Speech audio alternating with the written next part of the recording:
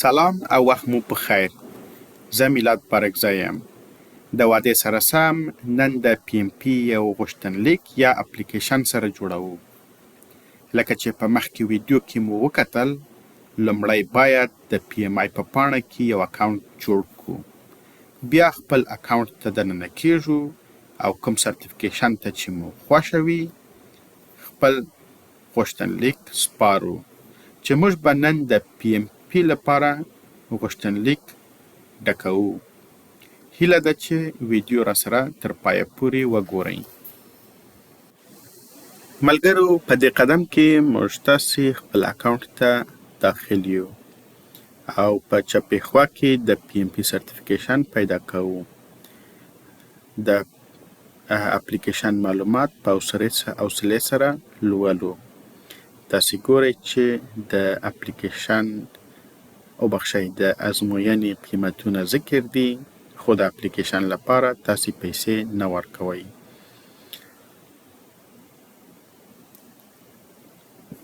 وروسته چې مو د اپلای بټنه کېایستل، نو بیا راځو خپل تحصیلات اضافه کوو.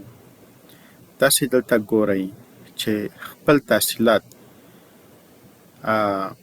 چې د لیسانس درجه ده دلته دننه کوو او کوم معلومات چې رانه غوښتلي چې دغه تحصیلات په کوم ځای کې ترسره شوي، د کوم کال نه تر کوم کاله پورې، په کوم پوهنتون کې دا دننه کوو او بیا یې سیف کوو.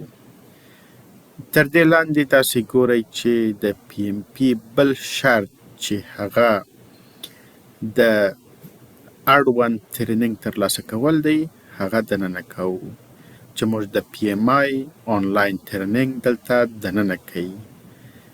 تاسې دلته ګورئ چې د تحصیلاتو لپاره دلته شرط دی چې د لیسانس درجه ومنل شو او بیا د ټریننګ لپاره حداقل 15 ساعتونه باید ترسره شوي وي چې موږ په تقریبي ډول 45 ور واچول. او د تجربې برخې ته رسیږو. په دې برخه کې تاسې ګورئ چې اړتیا ده تر څو 16 میاشتې د پروژې د مدیریت په برخه کې تجربه ولرئ تر څو دغه اپلیکیشن ډک کړئ. اړین معلومات ټول دننه کوو چې په کوم پروژې کې مو کار کړی. وروسته د پروژې مشخصات یا ډسکریپشن دلته دننه کوو. تاسې ګورئ چې حداقل د پروژې په اړه باید د 200 نه تر 500 لغاتو پورې معلومات ورکړو او دلته ځکه چې زموږ معلومات کم دی دی نه مني. اوس تاسې ګورئ چې 129 لغت ته پورې مو معلومات دننه کوي او بیا ومنل شو. وروسته د دې چې مو د تجربې په برخه کې معلومات دننه کوي، بیا وروسته د کنټینیو بټنه کښېکاږو.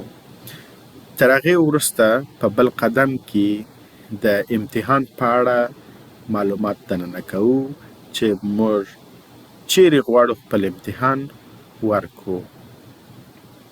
البته په هغه ځای کې چې زه اوسېږم هغه انتخابوم او د کوم هیواد چې تابعیت لرم هغه هم دلته دننه کوم او لاندې کوم معلومات چې پاته دي لکه د تلیفون شمیره، د زیږیدو نیټه، دا معلومات هم دننه کوو. او دغه دوه اپشنونه په دې پورې ارتباط لري چې آیا زه د شرایطو سره قناعت لرم او کوم معلومات چې مې سپارلي هغه صحیح دي او که نه، دا دواړه سلیکټ کوو او د اپلیکیشن وروستي برخې ته رسیږو چې د سبمیشن یا سپارلو بټنه ده.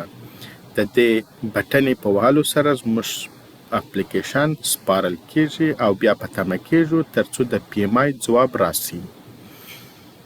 پی ام آی څخه به تاسې د ایمیل له لارې ځواب ترلاسه کړئ چې په هغه کې به دا ذکر وي چې تاسې د امتحان لپاره آماده یاست او ستاسې غوښتنلیک ومنل شو.